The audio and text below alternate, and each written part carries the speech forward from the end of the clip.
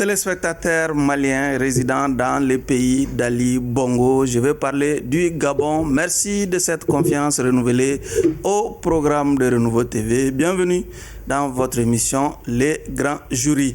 Vous l'aurez compris, nous recevons ce soir pour vous Monsieur Habib Sylla. Il est le président du Haut Conseil des Maliens de l'extérieur.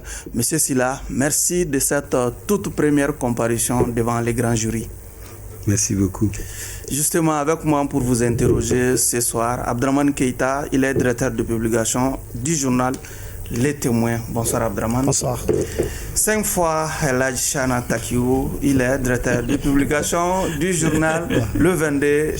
Le 22, c'est un déplaise à Abdraman. Je ne vais pas me fatiguer de le dire qu'il a visité 5 fois la Mecque. Elhadji Chana Takiou, merci d'être sur ce plateau également. Merci beaucoup Barou. 5 fois Elhadji, il faut le répéter. Un déplaise à vos détracteurs autour de ce plateau. Absolument. Oui.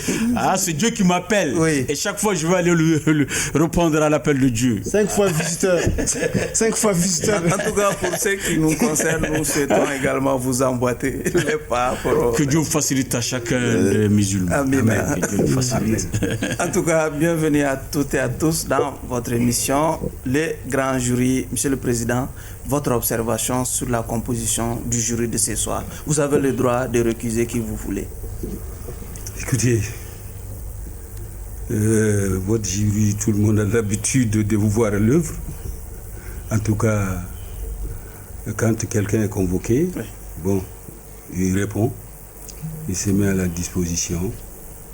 Et je pense que nous allons parler franchement. Et ce que Dieu voudra que je peux répondre, en tout cas, je le ferai. Maintenant, c'est à vous d'apprécier. D'accord. Mais je ne sais pas si d'entrée, je peux quand même saluer les... Allez-y. Voilà, donc pour dire bonsoir à vos nombreux téléspectatrices et téléspectateurs du Mali. Et auditeurs aussi. Auditeurs aussi, ah bon, c'est synchronisé. Oui. Donc que ça soit à l'intérieur du pays et à l'extérieur du Mali, où très nombreux de nos compatriotes sont en train de nous regarder. Et je fais un clin d'œil surtout à ces nombreux président des conseils de base des Maliens établis à l'extérieur, qui composent le Haut Conseil de Mali à l'extérieur. Mais nous allons essayer de parler en général, Maliens, comme on dit en Bambara, Mabo Maliena, nous sommes tous un. D'accord. Abdraman, vous avez une attente particulière aujourd'hui? Oui, mais c'est clair, nous avions déjà des attentes qui n'avaient pas été comblées du fait de son absence, effectivement, à notre invitation la dernière fois. Donc c'est l'occasion pour nous de rattraper ce qu'on n'a pas pu faire. Mieux vaut tard que jamais. Oui, effectivement, sauf que son intervention aujourd'hui, du moins sa convocation aujourd'hui, intervient dans un contexte un peu différent. Oui. Et j'espère vraiment que le représentant des Maliens de l'extérieur qu'il est pourra nous dire aujourd'hui les tenants et aboutissants de ce contexte-là qui est un contexte de révision constitutionnelle. Ensuite, au niveau diplomatique aussi, il y a beaucoup de choses, d'actes posés qui touchent à la vie des Maliens de l'extérieur. Je pense qu'il sera également le mieux indiqué pour nous éclairer les téléspectateurs et auditeurs de Renouveau TV et Renouveau FM. C'est toutes ces questions. Ce qui est bien dit. Elhadji Chana. Oui, Habib Sylla, je le voyais à distance. En 2015, on s'est rencontrés à Paris lors de la visite historique du président Ibeka. Le feu président Ibeka. Feu président Ibeka. Il n'était pas seulement à la Mecque, il était aussi à Paris. Oui, allez-y. Paix à son âme. Oui. C'est à Paris que j'ai pu échanger avec l'homme et j'ai découvert vraiment de quoi il est capable. Vraiment. Et depuis, on ne s'est plus revu, ça fait des années qu'on ne se voit pas, mais il m'a laissé une très bonne image, une très belle image. Il m'a laissé une très belle image. Et aujourd'hui, nous sommes devant une nouvelle situation où le pays a besoin de ses compatriotes établis à l'extérieur. Le pays compte beaucoup sur ces Maliens résidant à l'extérieur. Et malheureusement, beaucoup de gens ne voient pas l'impact de ces Maliens de l'extérieur. Et je pense qu'aujourd'hui, nous aurons l'occasion d'en parler. D'accord. De voir si vraiment cette organisation conserve toujours sa force, son action, son ambition de contribuer au développement du Mali. Oui, mais est-ce que vous me rassurez déjà que la belle image que vous gardez déjà de M. Sylla ne va pas entacher la crédibilité du jugement? Oh, pas du tout. Depuis 2015, on ne s'est plus revu. On voit à distance dans les images. Mais j'ai dit en 2015, vraiment à Paris, il m'a laissé une très belle image. La preuve, c'est que cela ne l'a pas empêché de le proposer à la condamnation par contumace. Oui. Absolument. Voyez-vous, la dernière fois, à son absence, je l'avais condamné par contumace ici. Il l'a proposé à la condamnation. Je l'ai proposé, mais donc, malgré la belle image qu'il m'avait laissée, je l'ai proposé à la contumace parce qu'il avait fui les débats à l'époque. Il a envoyé son premier vice-président, ce qui n'était pas de notre goût, précisément moi. J'ai proposé qu'il soit sévèrement condamné au moment où vous avez été très doux envers lui. Donc, cela ne joue pas sur mon arbitrage. D'accord. Chana, je vous laisse déjà le soin d'ouvrir la boîte des questions de généralité. Monsieur le Président, oui. Vous êtes Malien établi à l'extérieur. Depuis 48 ans. Depuis 48 ans. Vous êtes réputé être milliardaire. Moi, je n'en sais rien, mais dans l'esprit, l'imaginaire populaire, on pense que vous êtes milliardaire. Je voudrais d'abord savoir comment est-ce que vous êtes devenu Malien de l'extérieur. C'est-à-dire que quand est-ce que vous avez quitté le Mali pour aller à l'extérieur? Qu'est-ce que vous avez fait à l'extérieur?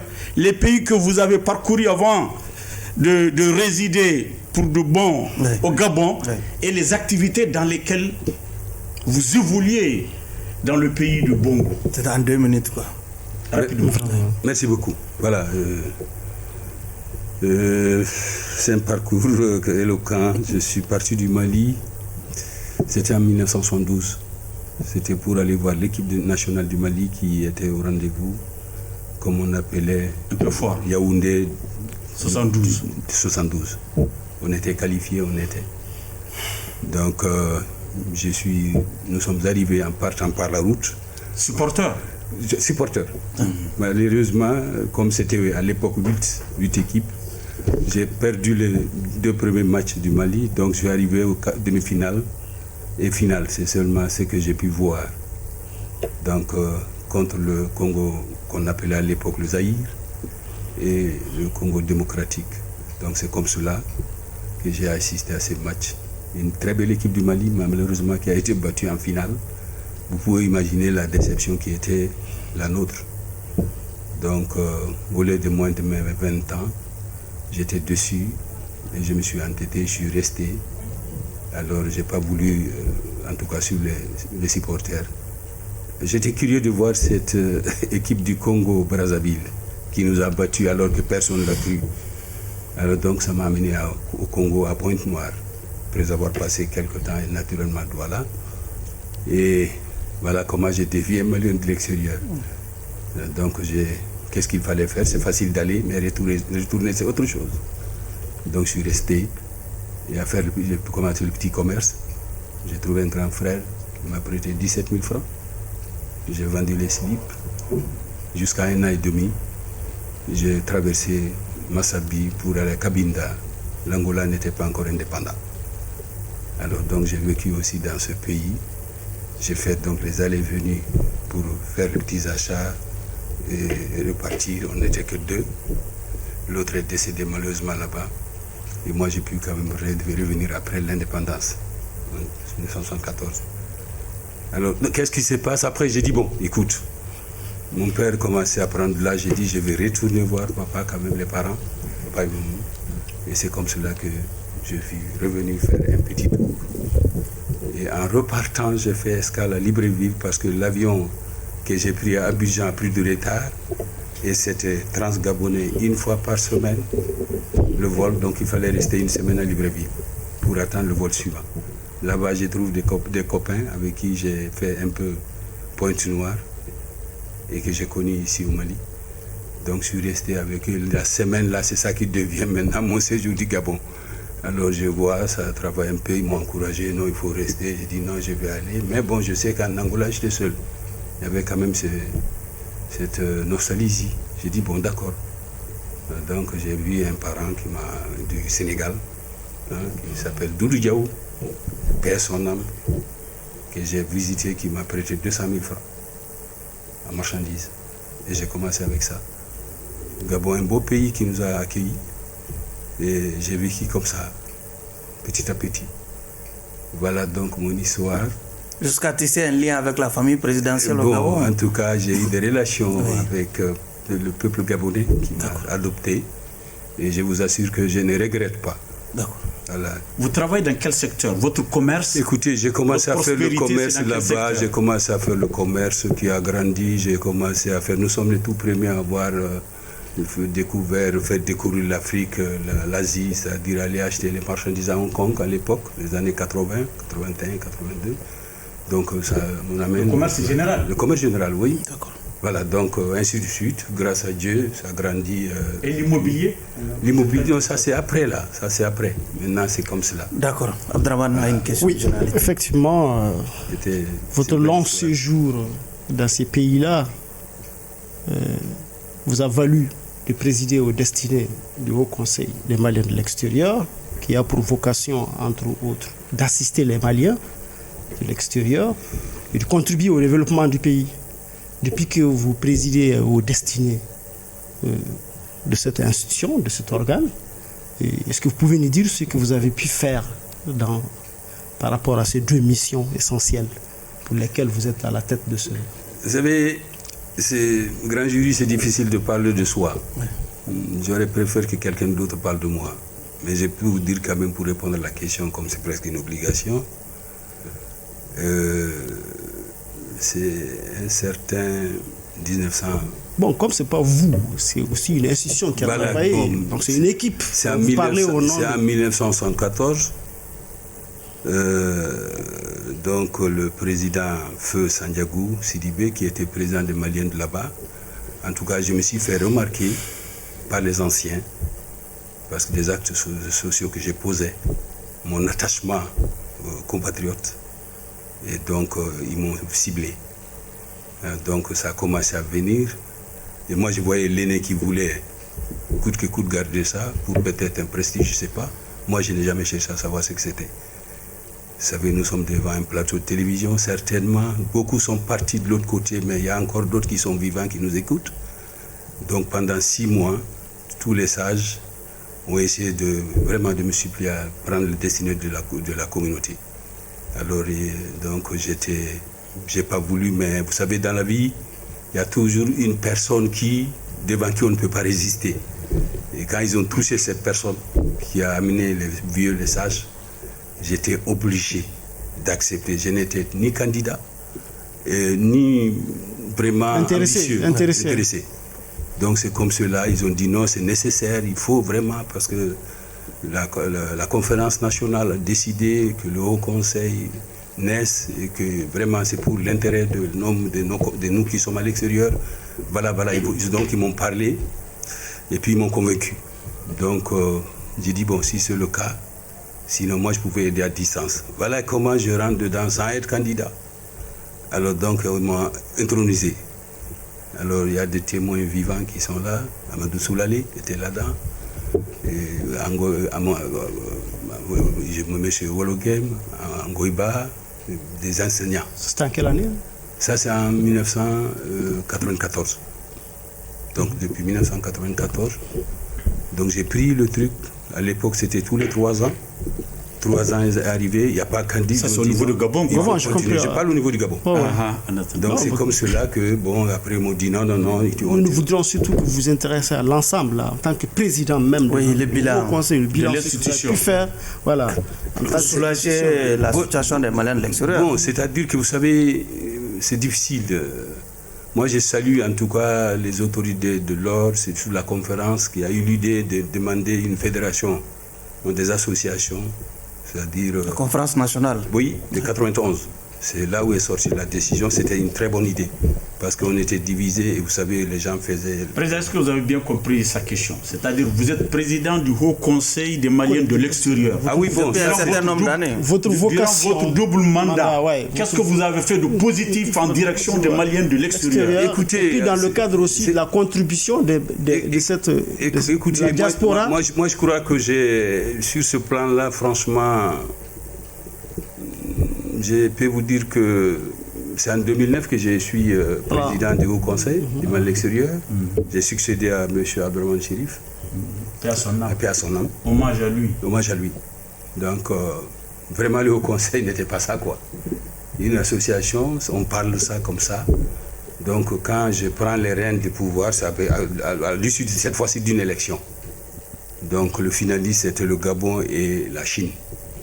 Donc je suis sorti victorieux de cette élection, rondement menée, ça je vous affirme. Je me rappelle, oui. Voilà, donc c'était à la maison des Hadj. Donc j'ai remporté l'élection de haut les mains. Et immédiatement, le lendemain, j'ai regardé, j'ai dit que le Haut Conseil n'existe que le mot. Parce que c'est l'association, voilà. Et qu'est-ce que vous avez fait pour donc, inverser? immédiatement, compte tenu de bons rapports, parce que vous savez, le Gabon était beaucoup visité par nos hommes politiques, puisque c'était leur El Hadj Omar Bongo Ndimba, paix son âme. Donc je connaissais un peu toutes les autorités qui dirigeaient nos pays. Donc j'ai approché le président, je demandais que cette association mérite d'être reconnue d'utilité publique, compte tenu de l'importance, n'est-ce pas, des Maliens de l'extérieur. D'accord. Alors il faut quand même faire en sorte que nous soyons reconnus et ce que nous faisons. Parce que non seulement nous apportons et nous ne demandons rien. Bon, donc dans la Constitution, puisque la Constitution qui est en vigueur en ce moment, qu'on est en train d'imaginer, alors donc, heureusement que c'est comme le Haut Conseil est plus âgé que la Constitution, c'est pourquoi vous allez voir dans l'article 102, c'est bien dit, les Maliens de l'extérieur, donc... 103. C'est-à-dire que sont représentés au niveau Conseil de collectivités. Et l'article 102, je parle de 110 aussi, au Conseil des collectivités et au Conseil économique social. D'accord. Donc vous êtes membre? Oui, maintenant oui. Bon, donc c'était ça. Donc mon combat était alors de faire en sorte que cette injustice soit corrigée. Mais malheureusement, on a fait depuis là, depuis mon arrivée, on est en train de courir pour que l'autre partie qui était aussi prévue lors de la naissance du Haut Conseil, c'est-à-dire la représentation malienne au niveau de l'Assemblée nationale. Donc il fallait que ça aussi, ça soit. D'accord. Président, avant de passer la parole à Abdelrahmane, il faut qu'on évolue un peu aussi. Il y a quand même certains Maliens qui vous reprochent de passer plus de temps au Mali que dans vos pays d'accueil, au point que certains Maliens de l'intérieur même se sont retrouvés sur la liste des bénéficiaires des Maliens des logements sociaux pour le compte des Maliens. Je m'exprime en faux. Tout ce qui dit ça, c'est des détracteurs. Oui. Vous savez, nous avons opté pour le travail plutôt de vociférer. Passer plus de temps, j'ai fait 46 ans à l'extérieur. Je suis président, je cumule les fonctions et du président du Gabon incontesté. On ne parle pas de vous spécifiquement. Oui, non, j'arrive, les nominations, puisque vous avez parlé de quoi? Oui, des Maliens de l'extérieur qui parlent au nom des Maliens, les mecs qui passent plus de temps. Il y a des Maliens de l'extérieur. Bon, vous faites partie de les Maliens de l'intérieur qui parlent des Maliens de l'extérieur. On va faire ce débat, je ne citerai pas le nom de quelqu'un. Oui. Mais la vérité, c'est qu'elle est là. Les Maliens de l'extérieur, c'est que nous, on a fait. Ce qui est retenu en tout cas dans nos lois du pays est clair. Alors sauf celui qui fuit, tout est clair au Haut Conseil. Alors donc dire que des Maliens parlent, en tout cas pas du Haut Conseil. Maintenant, comme nous avons la liberté d'expression au Mali, chacun est libre à chacun de... C'est ce que j'ai constaté avec beaucoup de regrets, souvent. Chacun se lève, il dit et personne ne conteste. Mais comme nous ne sommes pas là, moi je me suis dit, cette organisation que je dirige doit mettre l'accent plus sur le travail, plutôt, et protéger l'intérêt des Maliens établis à l'extérieur, plutôt que de dire certaines choses. Oui, mais est-ce que vous entendez souvent ces récriminations? Bon, vous savez, l'année dernière, j'ai eu le retard à cause du Covid, à cause de certaines faisabilités pour notre élection. Alors, il y avait un petit vide qui était là et certains ont pensé profiter de cela pour essayer de décrypter le Haut Conseil. On m'a peint, comme vous le savez, on m'a peint en toutes les couleurs, que je suis double nationalité, on va en bénir. Vous avez entendu tout ce qu'on a dit de moi. Et je vous rappelle de passage que être président d'une association, pour moi, n'est ni fonction, encore moins une profession. C'est une association d'entraide. Nous fonctionnons avec nos moyens, nos textes. Ce n'est pas rétributif.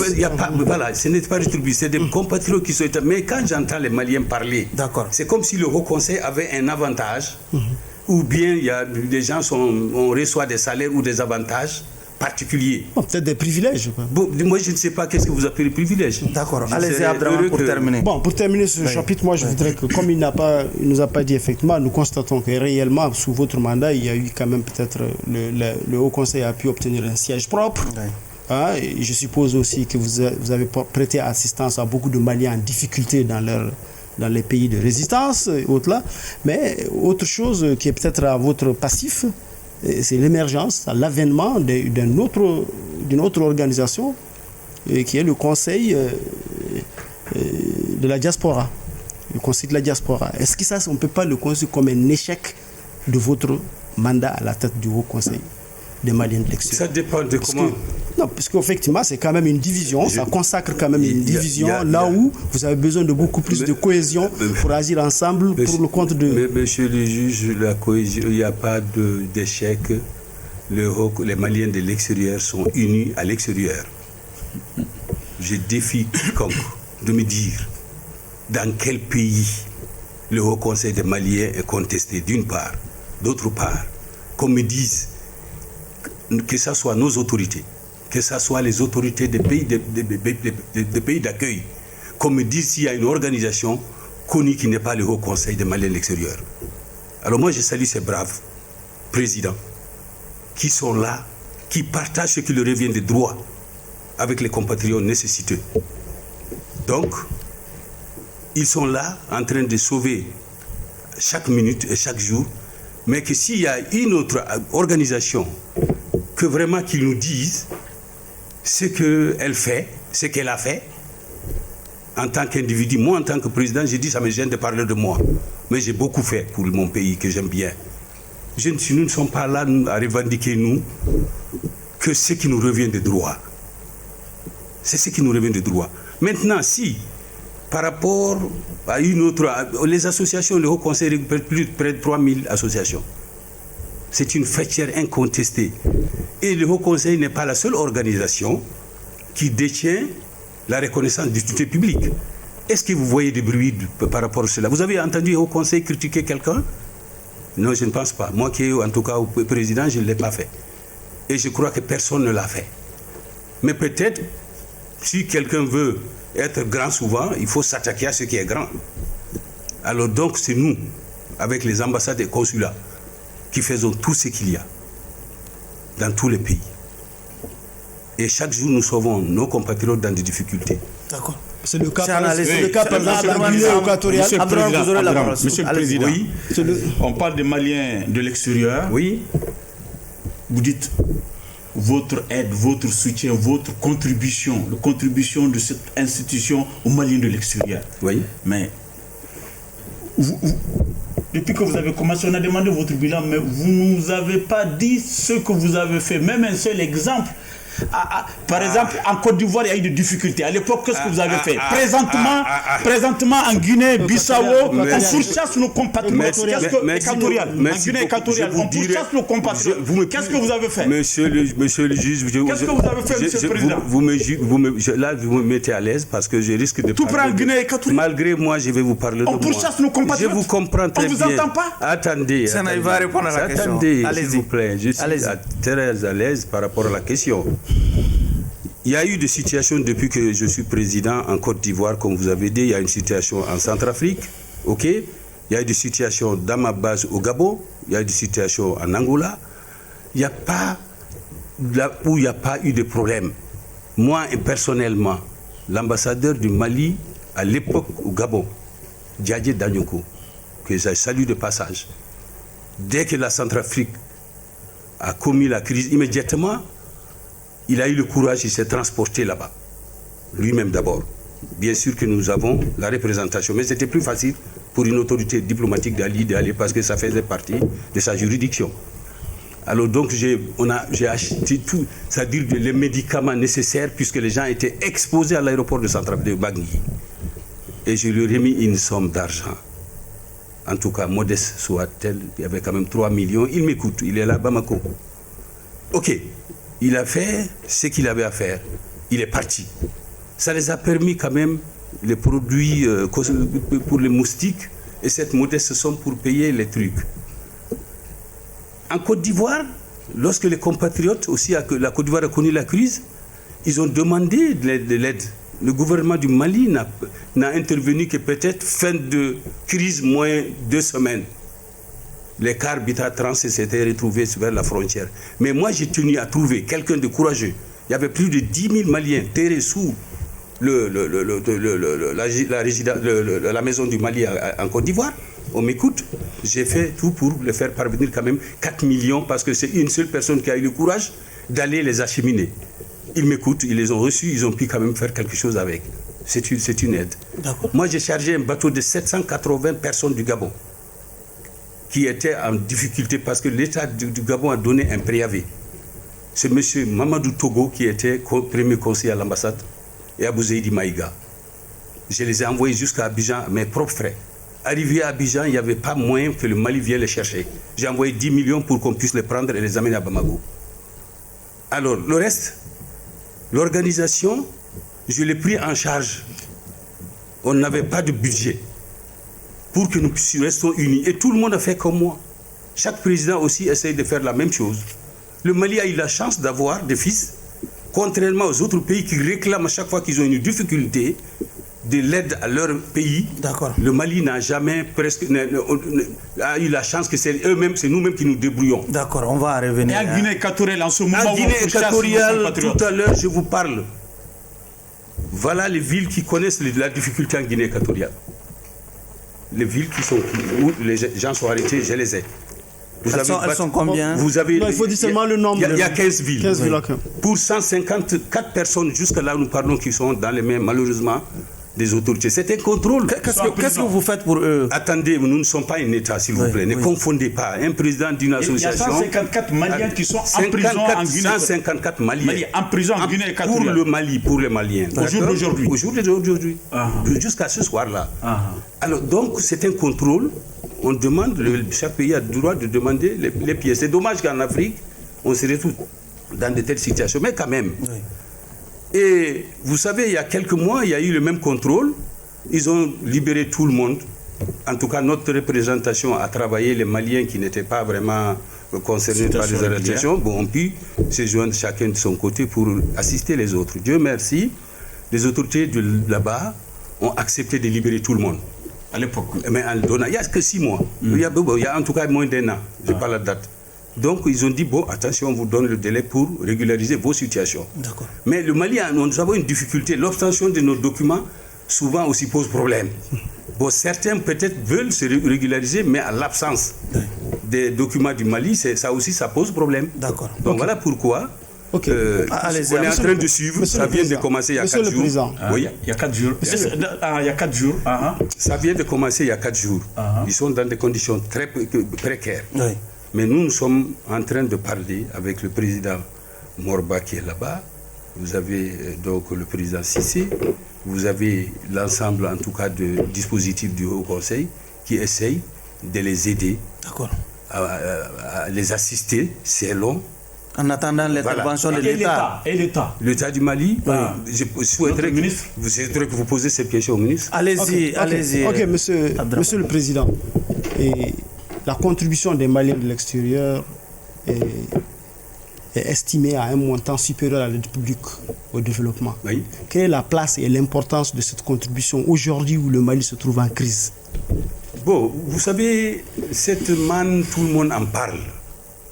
Mais comme vous savez, l'objectif de chaque Malien, c'est d'assurer d'abord la survie, l'intérêt de soi-même, sa famille.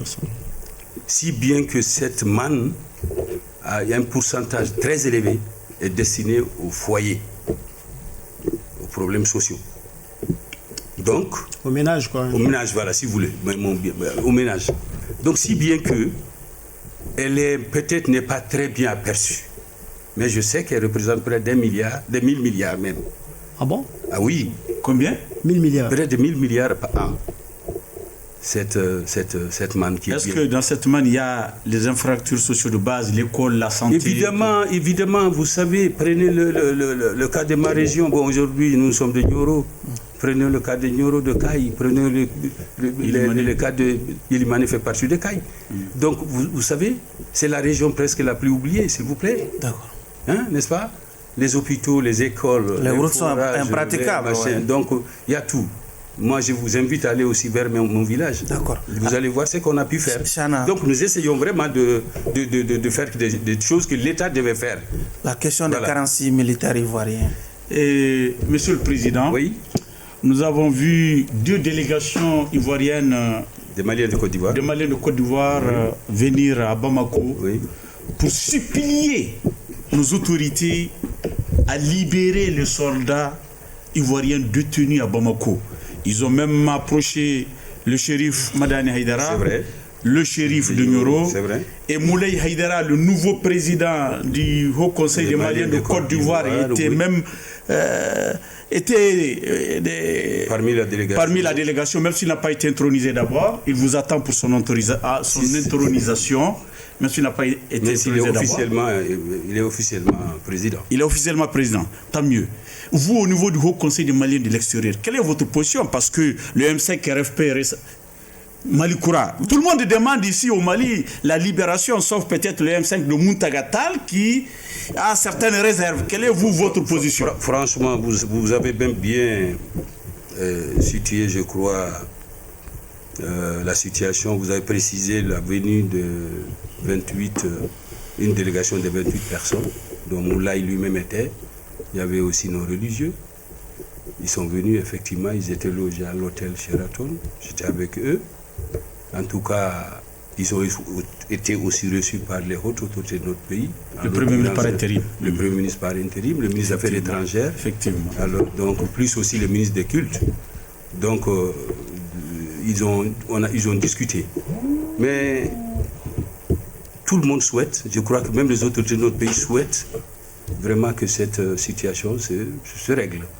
Je ne pourrais pas vous dire, moi, ce qui me concerne, respectueux des autorités, en tout cas de mon pays, qui savent pourquoi, malgré ce qu'ils ont dit, Assimi Goïta, que je salue de passage, je félicite, est en face d'une situation de serment, défendre l'intégrité du territoire du Mali, aussi préserver l'image du pays dans le concert des nations. Il faut que vraiment on montre au monde entier que si les gens doivent venir chez nous, ils doivent savoir comment ils viennent. S'il y a donc des infractions à ce fait, ça se discute, je pense. Vous avez vu les interventions des chefs d'État.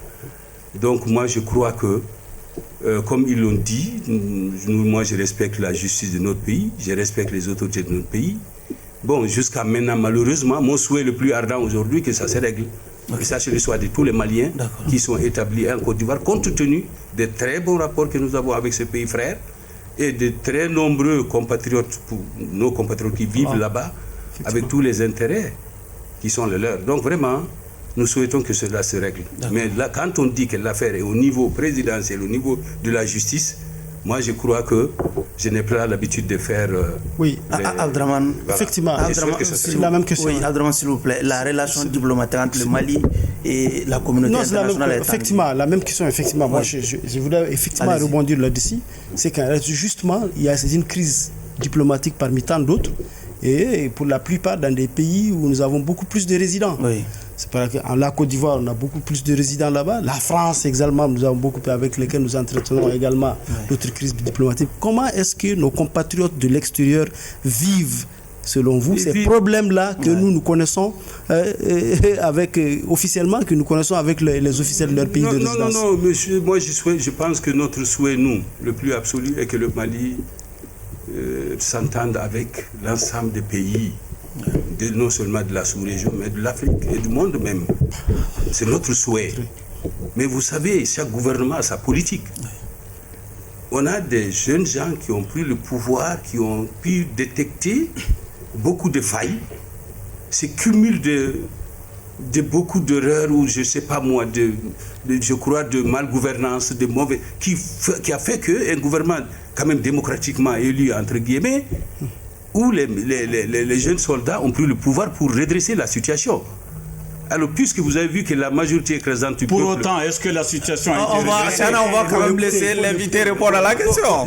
Allez-y. Je pense, c'est une situation, comme nous sommes partis de 1960, nous sommes en 2022, vous n'allez pas les dire de redresser le retard cumulé depuis plus de près de 60 ans.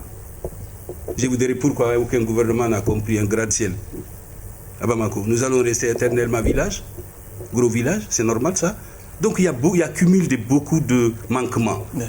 Alors donc, et surtout, on était en train de perdre notre pays. Monsieur le Président, moi, est-ce que vous pensez que le pouvoir actuel est en train de mieux faire que ceux qui l'ont précédé pendant ce temps-là dont vous parlez, en étant où nous avons cumulé beaucoup de... Oui, parce qu'aujourd'hui, le Mali, nous tous, notre souci vers 2018-19, c'était en tout cas préserver quand même la vie de nos compatriotes.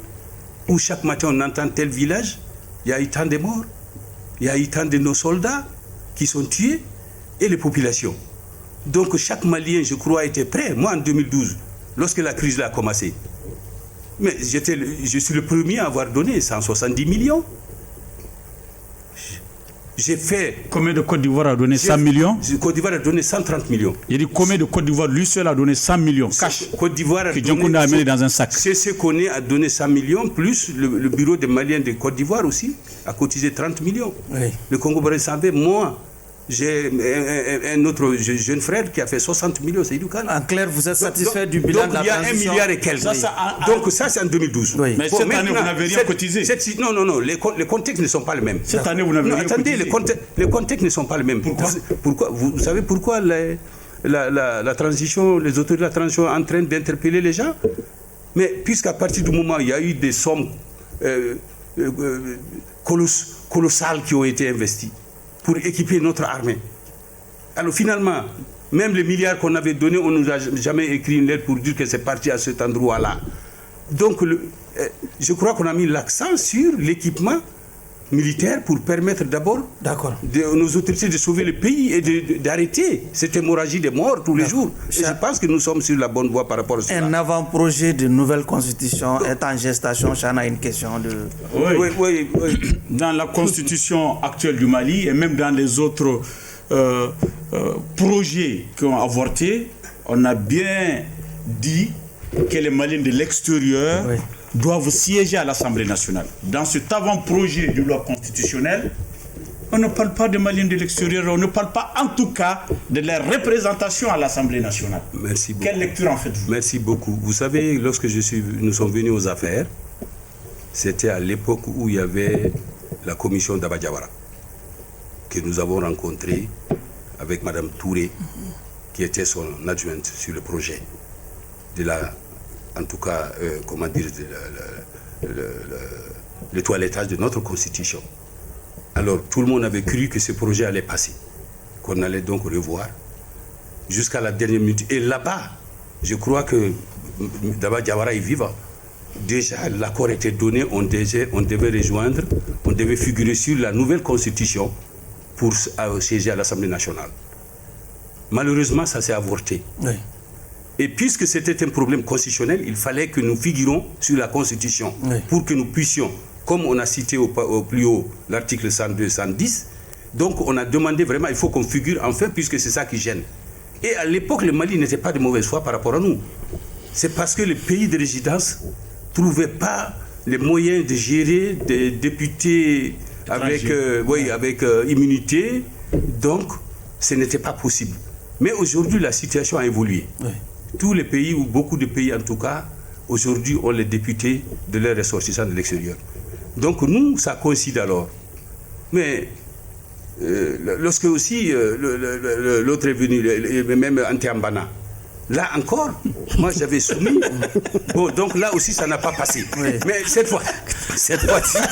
fois-ci, nous espérons que ça va passer. Mais nous, chaque fois, on est avec les décideurs du jour comme de nuit, nous discutons, mais sans crier au toit. C'est pas ça notre objectif. Nous, c'est d'obtenir ce que nous cherchons. Maintenant, pour répondre à la question du moment, depuis les années, il était prévu que nous allons figurer dans la future, en tout cas la future constitution. Oui. Les Maliens de l'extérieur allaient donc avoir leurs représentants. Alors, maintenant, chose curieuse, pourtant, je vais vous envoyer même à l'article 216. Oui. C'était bien précisé là-bas. Même la loi électorale dit que on doit figurer comme 102, comme 110. Je peux vous lire ça, 216. Le représentant des Maliens établi à l'extérieur de l'Assemblée nationale est subordonné à une habilitation constitutionnelle, oui, à l'instar des dispositions des articles 102 et 110, d'accord? Donc, qui concerne les collectivités et les magistrats. Donc, on doit figurer comme ça dans la Constitution. En clair, est-ce que maintenant, nous avons vu, curieusement, oui, un projet de constitution. Oui. Je dis bien un avant-projet. Un avant-projet de constitution. Oui. Et immédiatement, le ministère chargé de la question nous a envoyé, en tout cas, une correspondance pour nous demander de voir, oui, s'il y a des manquements. On a dit effectivement, oui, il y a des manquements parce que nous, on ne figure pas là-dedans. Et si on ne figure pas là-dedans comme au Haut Conseil des collectivités, qui va devenir, comme vous le savez, au Conseil de la Nation, oui, et Conseil économique social, nous y sommes. Donc nous souhaitons que cela ressorte dans le machin. Vous croyez que, puisque j'ai réclamé, alors est-ce que j'ai besoin, vous pensez, de crier d'accord, ça consacre autre chose. Cet avant-projet de la Constitution, qu'on a quelque chose qui vous concerne particulièrement, oui, oui, c'est que ça que les restrictions à la double nationalité. Ça veut dire que vous, quelqu'un comme vous, qui avez la nationalité gabonaise, qui avait ou qui a, qui avait continué, qui a, non, pas avec, je dis vous qui avez. Oui. Donc quelqu'un comme vous qui avez la nationalité gabonaise, la nationalité malienne, vous ne pouvez plus être candidat selon cet avant-projet à la présidentielle. Moi, je crois que très sincèrement... Attendez, qu'est-ce que vous pensez de cette question? Nous imaginons que ça ne vous touche pas vous seulement. Personnellement, non. Personnellement, mais beaucoup d'autres Maliens de l'extérieur, beaucoup d'autres se trouvent certainement dans le même cas. Qu'est-ce que vous pensez de cette situation, de cette disposition constitutionnelle? Moi, ma lecture par rapport à cette disposition, si j'ai bien lu, on a dit celui qui veut être candidat. Oui. C'est lui qui veut être candidat. Oui. La présidentielle, c'est clair. Oui. Voilà, présidentielle. Lorsque vous décidez d'être candidat au destiné du Mali, vous ne pouvez pas faire un choix pour le Mali. Il faut le faire. Vous savez, j'ai lu ces derniers temps dans les journaux, peut-être que ce n'est pas vrai ou c'est vrai, je ne sais pas, qu'un de nos compatriotes qui est parti occuper la place qui revient au Mali, quelque part dans un pays, se réclame maintenant de ne plus être malien, mais qu'il est d'une autre nationalité. Suivez mon regard. Oui. Alors, est-ce que cette place est réservée au Mali? Alors, est-ce qu'il va profiter de cette double nationalité, puisqu'il y a un mandat déjà qui court derrière lui, il a opté pour l'autre? Alors ça, déjà, c'est une image qu'on doit bien corriger, qu'on doit bien regarder.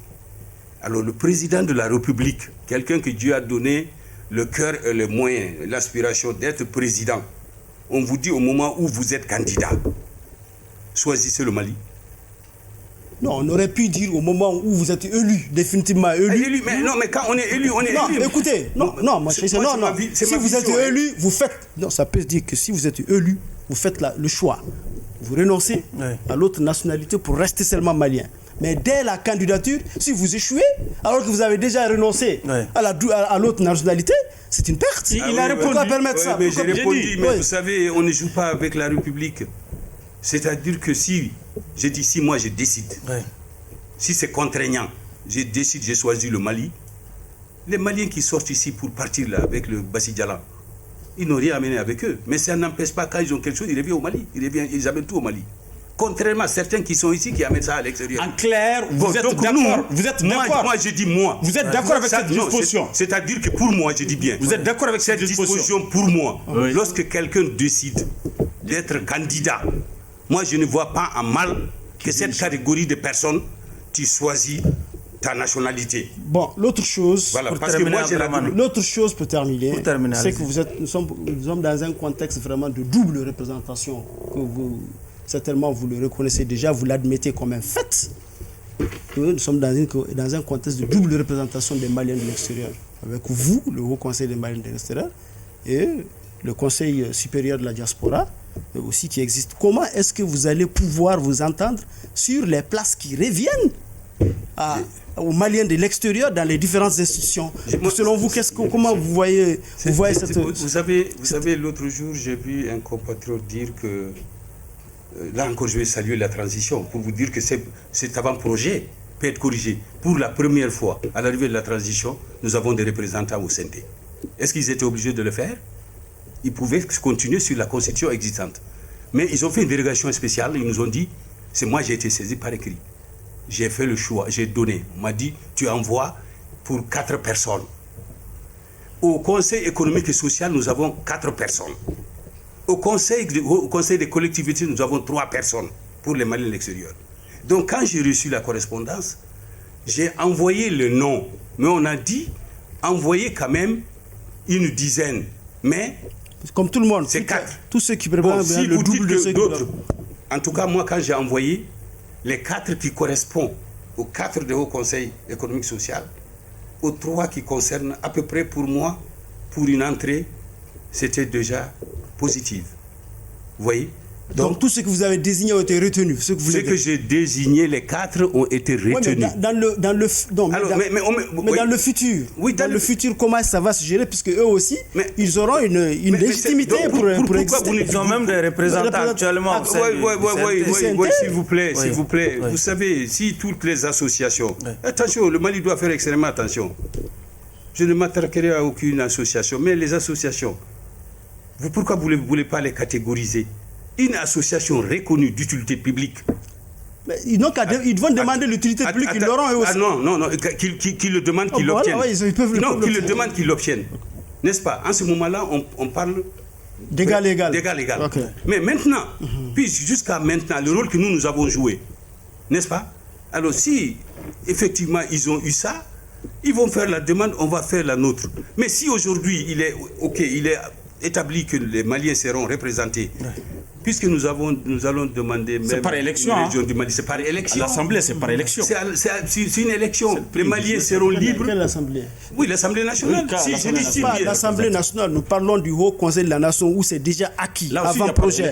C'est pas désignation. Oui, par désignation. Non, pour eux, c'est pas désignation. Par désignation. Pour eux, c'est pas désignation, c'est pas par élection. On peut la faire aussi par élection. Non, en fait, c'est écrit là-dedans. Abdraman Sow qui demande plutôt à être représenté dans la prochaine Assemblée nationale. C'est à ce niveau qu'il y a le débat. Je parle de là où il y a désignation. C'est vraiment votre demande d'être représenté dans l'Assemblée nationale. Et selon les critères définis, ça va être certainement promulgué par une loi organique qui dira. Les critères de désignation, désignation ou comme vous voulez. Mais le Haut Conseil a-t-il tort, né en 91, d'obtenir ce statut?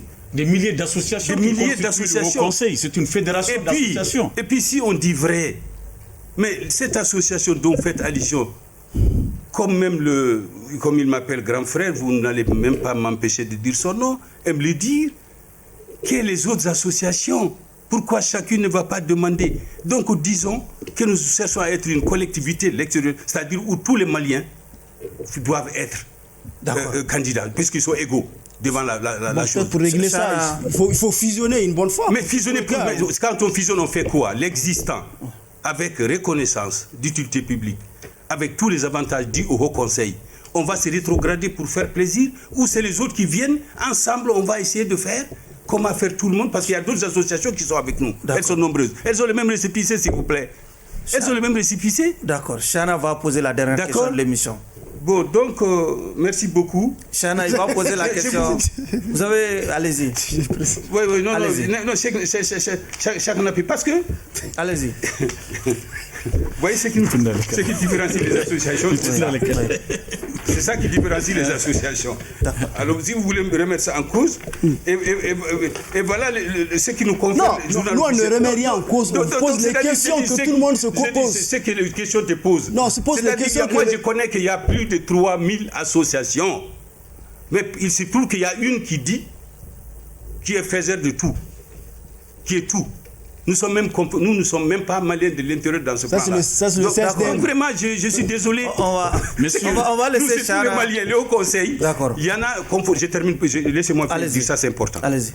Vous savez, le Mali, lorsqu'il y a les élections présidentielles, nous sommes 20 millions. Oui.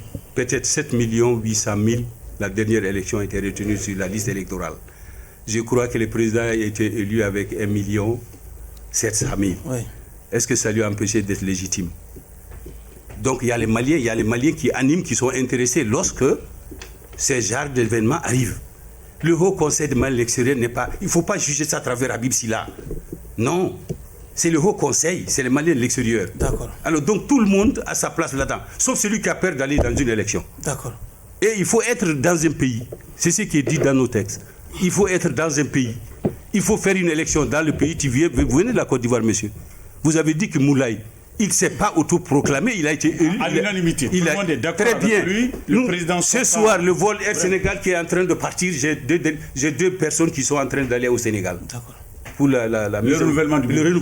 Voilà ma question, c'est par rapport à ça, la dernière question. Donc, il y a 2 semaines, l'Algérie, ma délégation vient de l'Algérie pour mettre le bureau incontestablement en place. Yves Chana va poser la dernière question.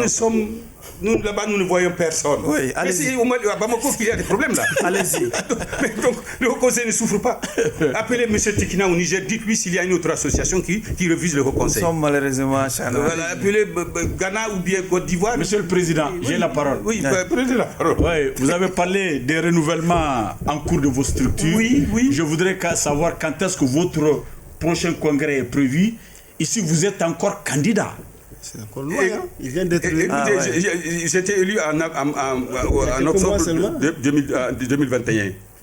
Est-ce que vous voyez? À l'époque, beaucoup de gens parlaient qu'un président du Haut Conseil doit faire un mandat. C'est votre dernier mandat. Je vais vous dire, on doit faire un mandat. Parce que ça, c'est les gens qui voulaient la disparition du Haut Conseil. Lorsqu'un député, depuis la naissance de l'Assemblée nationale, il y a des députés qui sont députés. Pourtant, ils sont rémunérés, ils ont des avantages. Il n'y a pas de problème. Bon, Haut Conseil où des compatriotes volontaires sortent leur argent pour assister, pour s'organiser. Et on dit non, voilà. Donc c'est pour vous dire que au moment venu, je vous dirai et les Maliens diront. D'accord. Est-ce que vous voyez? Si je suis ou je ne suis pas. Ça, c'est seulement que je suis président du Malien du Gabon depuis 20 ans, depuis 28 ans, et président du Haut Conseil depuis 12 ans. Tout a une fin. Président Habib Silla. Oui. Nous sommes malheureusement au terme d'un débat pour le compte de cette audience. Le jury va à présent se retirer pour procéder à la délibération. À votre honneur. Abdraman, nous sommes dans les secrets de la délibération. Monsieur le Président, il est vrai que je suis resté un peu sur ma faim par rapport à certaines choses, telles que son bilan. Il n'a pas pu réellement nous dire ce qu'il a pu faire pendant toute sa gestion, parce qu'il avait des difficultés, je suppose, de parler de sa propre personne. Ça peut se comprendre. Mais pour le reste, j'ai trouvé que vraiment il a parlé avec beaucoup de franchise, sans retenue de ce qu'il a dit réellement, ce qu'il pense des situations. Il les a bel et bien décrites, et c'est tout ce que nous cherchons. Nous cherchons de la franchise, de l'entre-gens, du courage de dire ses idées, ce qu'il pense par rapport aux choses. Et s'y ajoute aussi qu'il s'est racheté d'une dette de revenir ici pour se défendre, après s'être absenté une première fois. Je pense qu'il est libérable. D'accord. Chana. Merci, Monsieur le Président.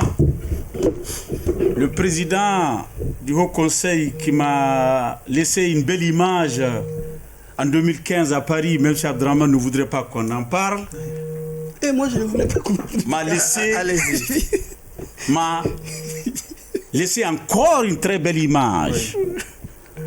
Parce qu'on voit en lui une certaine sincérité. Il dit les choses, il dit les choses avec élégance et courtoisie. Abdraman a tout fait pour l'amener à parler de cette association qui est en train de lui faire une certaine concurrence. Et toi, tu as tout Je fait pour lui du constate fait. dans son éloquence, dans sa courtoisie, il a évité son jeune frère. Il n'a pas voulu vraiment tirailler. Vraiment, c'est à votre honneur, monsieur le président. Merci beaucoup. C'est à votre honneur. J'ai apprécié. Merci beaucoup. J'apprécie également le fait que peut-être que vous avez eu du mal, c'est vrai, à dire votre bilan, ce que vous avez fait. Abdraman a tenté de vous aider à négréner quelques bilans, le siège, tout ça là. Vous-même, vous avez parlé de tout ce que vous faites au niveau de la base. Hein, les Maliens au niveau de l'extérieur, comment est-ce que vous soutenez, vous venez en aide aux Maliens de la diaspora à chaque fois qu'il y a des difficultés. En réalité, c'est ça le rôle du Haut Conseil malien de l'extérieur. Il ne s'agit pas de la grande éloquence. Il ne s'agit pas de faire la politique, même si vous avez appelé à l'époque à voter Ibeka. J'allais poser la question, mais nous n'avons pas eu l'occasion parce que pour une fois, on a vu le Haut Conseil des Maliens de l'extérieur appeler publiquement, ouvertement, à voter pour Ibeka lors de son second mandat. Ben, comme l'émission est terminée, on allait vraiment lui poser la question pour lui demander le bien fondé de cet appel. Peut-être ça va être la prochaine fois. C'était par rapport au projet de société. Mais, monsieur le Président, ça va être la prochaine fois. On va décortiquer cet aspect-là. Et je pense qu'il nous a fait le point de ce qui se passe aujourd'hui au niveau de la diaspora. Il nous a appris que 150 Maliens de Guinée équatoriale, 154 sont en prison. Et nous attendons la réaction du gouvernement du Mali. Le gouvernement est vivement interpellé. Parce que le Haut Conseil n'est qu'une association. Surtout le ministre des Maliens de l'extérieur. Le Haut Conseil n'est qu'une association qui attire l'attention du pouvoir sur certaines réalités. Qui fait de son mieux sur le plan humanitaire. Donc le reste... revient au gouvernement. Le gouvernement est interpellé, le ministre des Maliens de l'extérieur est interpellé. Même convoqué à comparaître devant les grands jurys. Tous les ministres appelés à comparaître ne sont pas venus. Ikassa quand même est venu. Ikassa, avec son éloquence, il est venu, même s'il a été condamné à l'époque, c'était très chaud.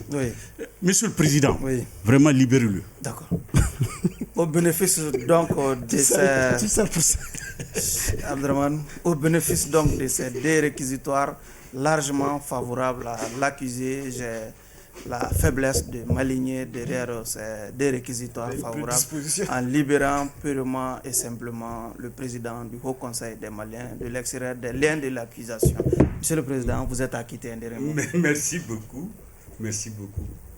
cher maître Tekiou, merci beaucoup, merci beaucoup, maître Keïta.